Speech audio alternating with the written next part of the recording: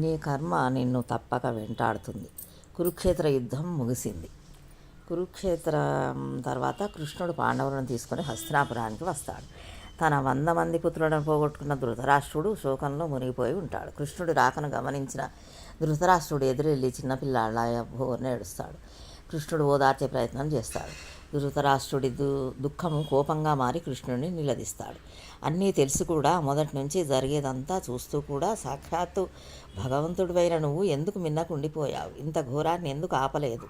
కావాలని ఇదంతా ఎందుకు జరగనిచ్చావు? ఈరోజు తనకి 100 మంది పుత్రులను పోగొట్టుకునే స్థితిని ఎందుకు కలగజేశావు అని నిలదీస్తాడు.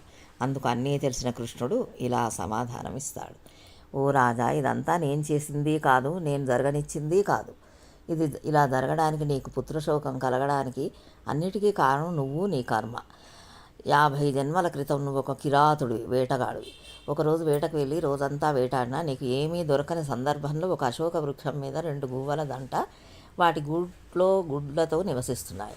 వాటిని నీవు చంపబోగా ఆ 2 పక్షులు నీ బాణాన్ని తప్పించుకొని బ్రతకగా అప్పటికే సహనం నశించిన వాడివై కోపంతో ఆ గూట్లో ఉన్న 100 గుడ్లను ఆ 2 పక్షులు చూస్తుండగా విచ్ఛిన్నం చేశావు.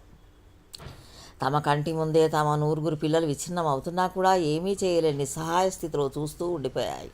ఆ పక్షుల గర్భశోకం దుష్కర్మగా నిన్ను వదలక వెంటాడి ఈ జన్మలో నిన్ను ఆ పాపం నుండి విముక్తుడిని చేసి కర్మబంధం నుండి విడిపించింది.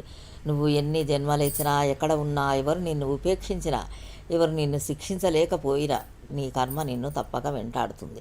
వదలక వెంటాడి ఆ కర్మఫలాన్ని అనుభవింపజేస్తుంది. కర్మ నుండి ఎవరూ తప్పించుకోలేరు అని అన్నాడు కృష్ణుడు.